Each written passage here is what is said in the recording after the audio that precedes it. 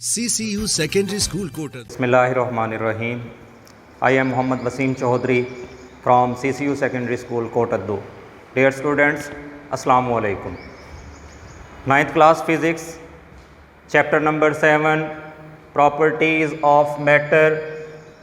बेटा इसका आज टॉपिक है हमारे पास एटमॉस्फेरिक प्रेशर।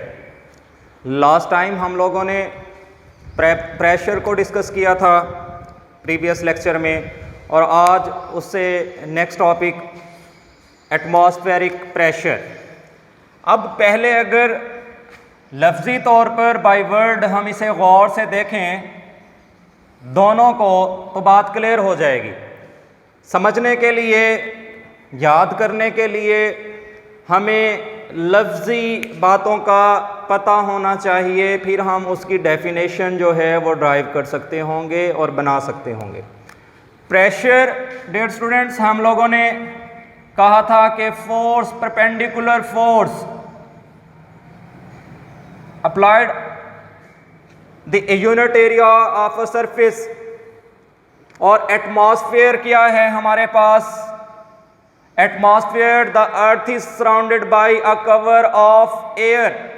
ये जो हवा है इसका गिलाफ जिसने हमारी ज़मीन को, कुरे अर्ज़ को घेरा हुआ होता है, उस हवा के गिलाफ को एटमॉस्फेयर कहते हैं। ये जो हमारा कुरे अर्ज़ को हवा के गिलाफ ने घेरा हुआ है, उस गिलाफ को, कवर ऑफ एयर को एटमॉस्फेयर कहते हैं। अब दो बातें पता चल गई कि एटमॉस्फेयर तो है कवर ऑफ एयर,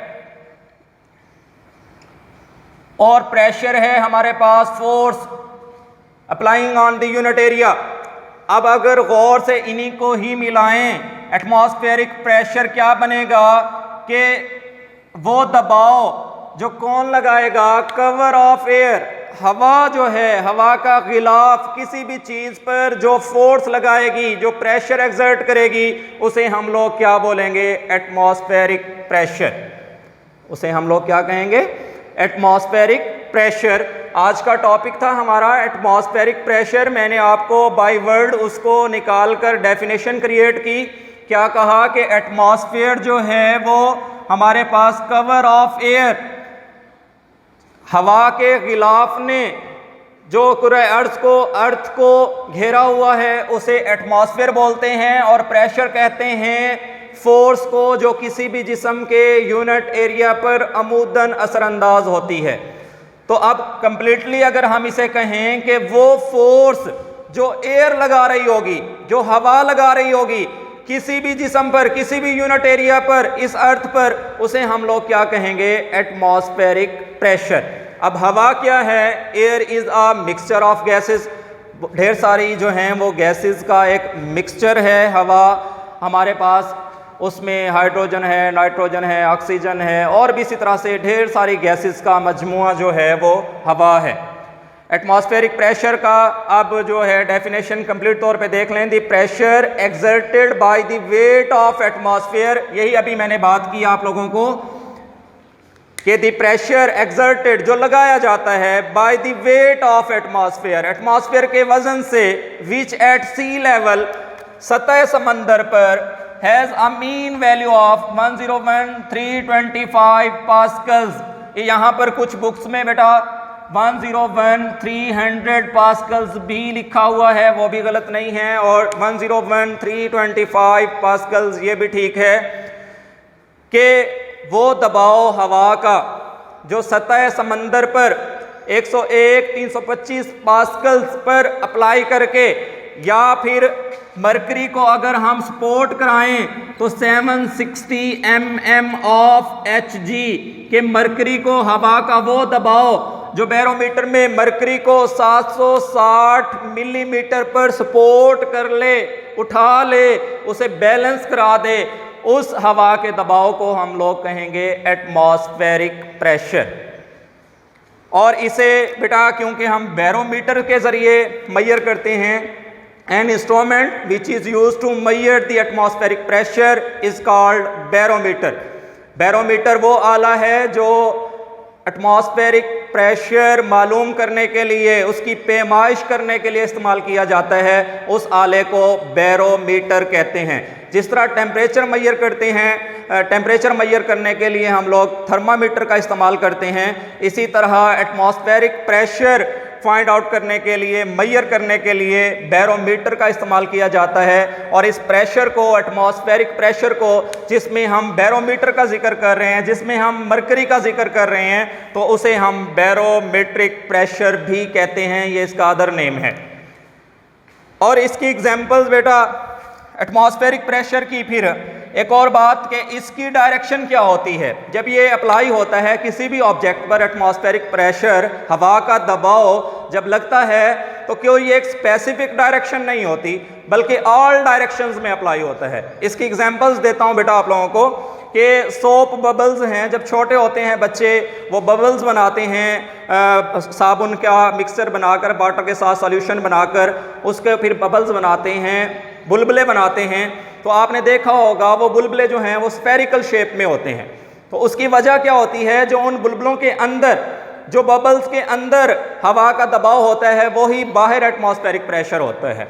और इसी तरह हम बैलून को जब जो है हवा भरते हैं, किसी भी गुब्बारे के अंदर हवा को भरते हैं अपने मुंह के ज़रिए, तो आप लोगों ने देखा है कि वो जब एक्सपेंड होता है वो इन ऑल डायरेक्शंस में होता है।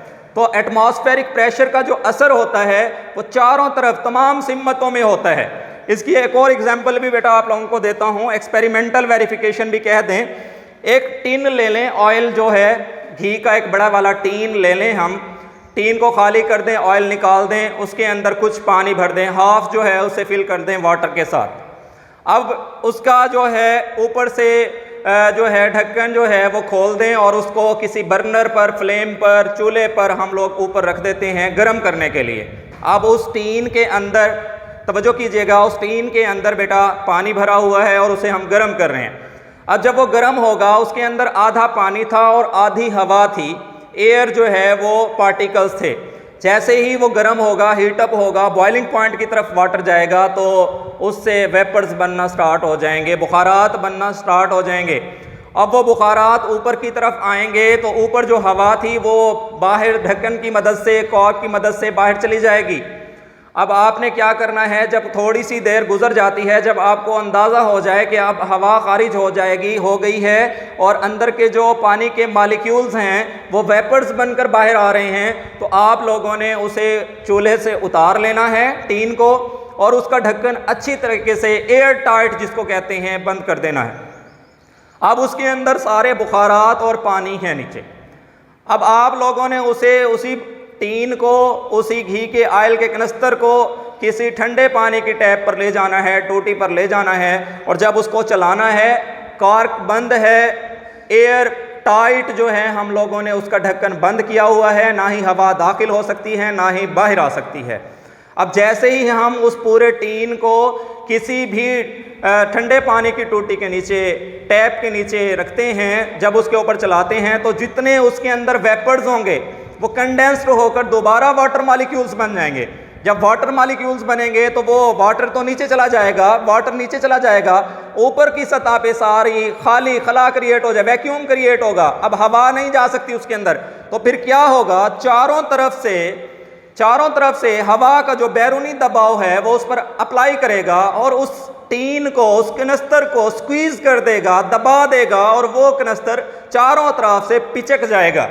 तो ये एक एग्जाम्पल है, एक्सपेरिमेंटल वेरिफिकेशन है कि जब हम लोग देखते हैं कि हवा का दबाव हर वक्त, हर जगह पर, हर ऑब्जेक्ट पर पड़ रहा होता है, अगर अंदरूनी और बैरूनी हवा का दबाव बराबर ना हो तो बैरूनी हवा का दबाव उस पर असरअंदाज होकर उसकी शक्ल व शुबाहत को तब्दील कर देता है। इसी तरह एक और एग्जाम्पल है, हम लोग नॉर्मली घर जाते हैं, अब जो है समर सीज़न है, गर्मियों का सीज़न है, फ्रिज से बोतल उठाते हैं, सबकी रूटीन है तकरीबन ऐसे ही, उठाकर हम लोग पानी पीते हैं। अक्सर लोग जो है वो अंदर की हवा को सक कर लेते हैं मुंह के ज़रिए, प्लास्टिक की जो बोतल है, जब सक करते हैं तो आप लोगों ने ये ऑब्जर्वेशन में आया होगा कि वो प्लास्टिक की जो बोतल है पानी की, वो पिचक जाती है, स्क्वीज हो जाती है due to atmospheric pressure, outer atmospheric pressure के अंदर और बाहर का एटमॉस्फेरिक प्रेशर बैलेंस नहीं रहता, आपने हवा निकाल ली, आप लोगों ने सक आउट कर ली उसे अपने मुंह के जरिए,